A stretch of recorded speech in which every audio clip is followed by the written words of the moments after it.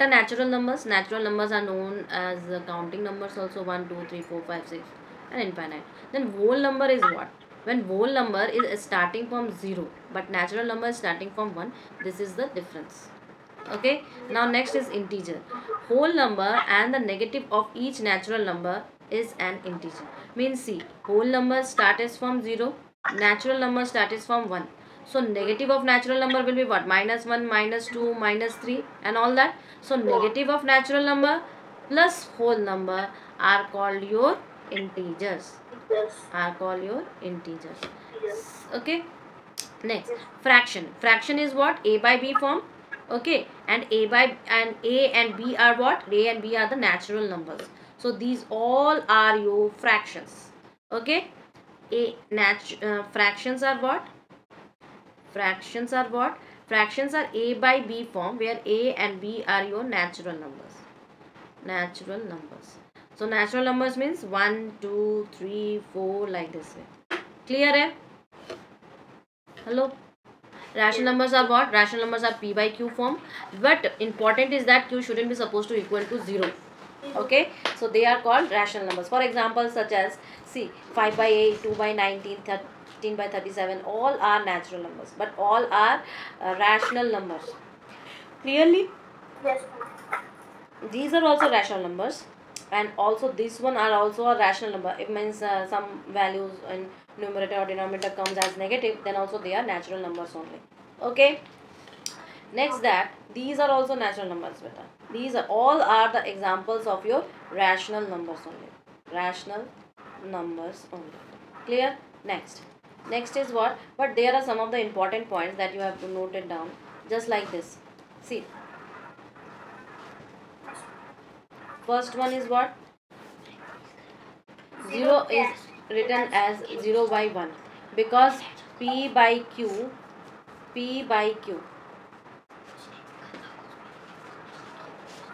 Okay, now they are saying if P equal to 0, then what I have? 0 by Q, right? And 0 by Q is 0 only.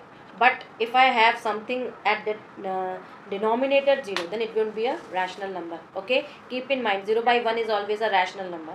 Since division by 0 is not permissible, so this thing is not defined. I just right now telling you this thing only. Okay, now suppose that A is any arbitrary integer. So we can write A as what? A is equal to A by 1. So A by 1 is also a what? A rational number only. A rational number only. Keep in mind, exam में अगर आपको दे दिया जाए 2 is a rational number or not? Tell me. 2 is a rational number or not? Tell me. Yes. Yes, it is a rational number because we can write 2 is equal to 2 by 1, right? And P by Q form. Clear? So I can say every fraction is a rational number. Okay? Every terminating decimal is a rational number. Terminating decimal means what? Those decimals which get terminated are called terminating decimals. Now terminating decimals are the rational numbers. Suppose that 0.9 को कैसे लिख सकते हैं? 9 by 10. 0.23 को कैसे लिख सकते हैं? 23 by 100. Okay, so all these are what? Terminating rational numbers, and they are terminating decimals, and they are also a rational number only. But non-terminating repeating decimals is a rational number. How can I explain this? See, suppose that I have a rational number said to be a positive if its numerator and denominator are either both positive or both negative. समझ रहे हो?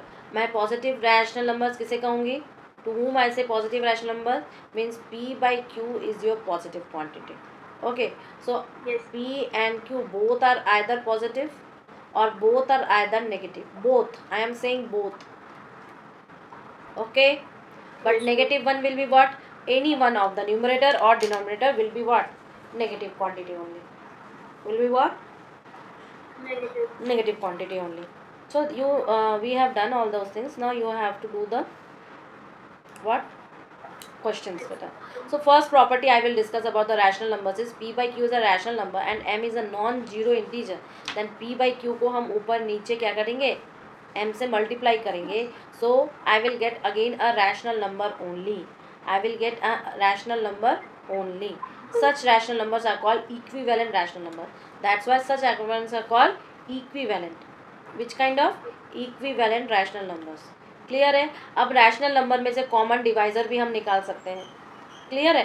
क्या निकाल सकते हैं? Common divisor. Next है क्या कि अगर दो रैशनल नंबर्स हैं तो हम दोनों का ऐसे क्रॉस मल्टीप्लिकेशन भी कर सकते हैं. क्या कर सकते हैं? Cross multiplication. ठीक है. ये अभी जो हम लोग रैशनल नंबर्स का देखें, अपन ने इक्विवेलेंट रैशनल नंबर्स देखा, अपन कॉमन निकाल सकते हैं उसमें से. ठीक है. या कॉमन से मल्टीप्लाई भी कर सकते हैं. So all this brings a equivalent rational numbers, right. So equivalent करना और उसमें से एलसीएम निकाल के कॉमन निकालना, all this are very helpful कि हम रैशनल नंबर के ग्रुप को असेंडिंग ऑर्डर में भी अरेंज कर सकते हैं, डिसेंडिंग ऑर्डर में भी अरेंज कर सकते हैं. So do this question that arrange rational numbers -5/12, 9/-24, -3/4 and 7/60 as ascending order. Okay, I am just hiding your answer sheet. Now do it. है कि हम कैसे किसी रैशनल नंबर को कैसे रैशनल नंबर को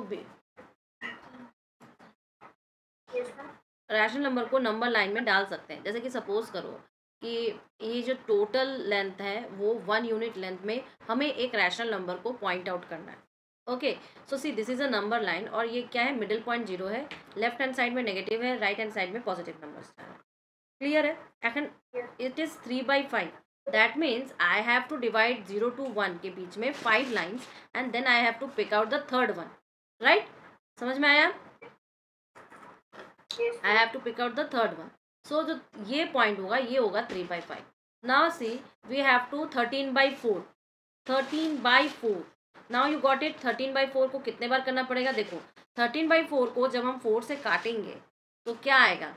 13/4. 13/4 को मैं 3 सही 1/4 भी तो लिख सकती हूँ.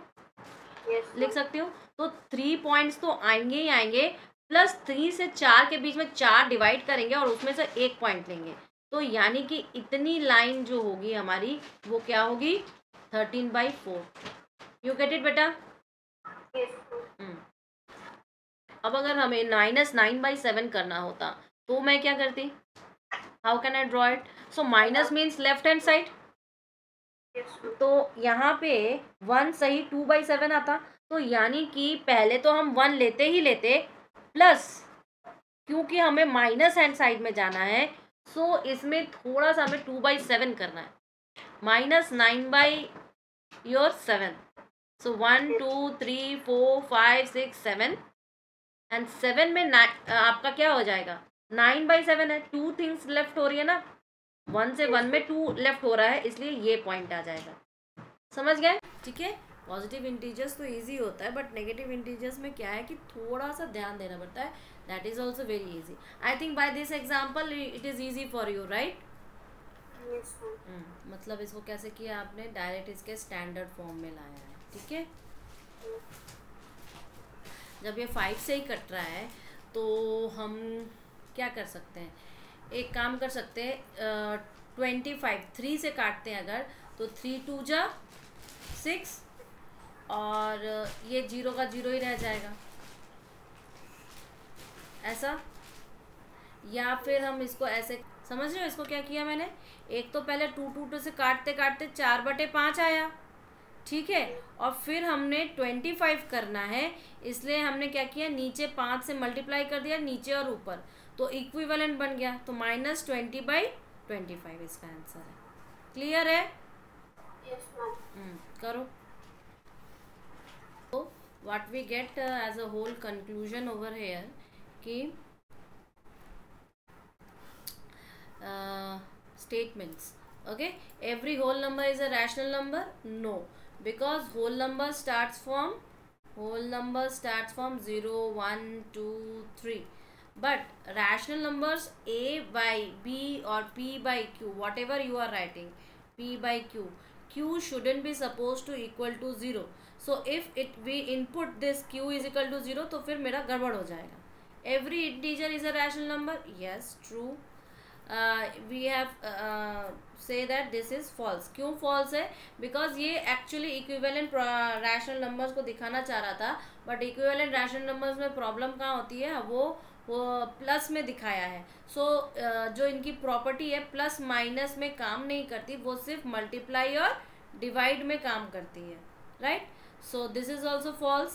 Now this is a negative rational number. No, this is not a negative rational number. ये false है, ये positive rational numbers है, because rational numbers में p या by q दोनों को ही या तो पॉजिटिव होना होता है या दोनों को ही नेगेटिव होना होता है, ठीक है? अगर हमें पॉजिटिव रैशनल नंबर्स चाहिए, पॉजिटिव रैशनल नंबर, और अगर मुझे नेगेटिव रैशनल नंबर चाहिए तो p बाई q दोनों में से कोई एक पॉजिटिव या नेगेटिव हो सकता है।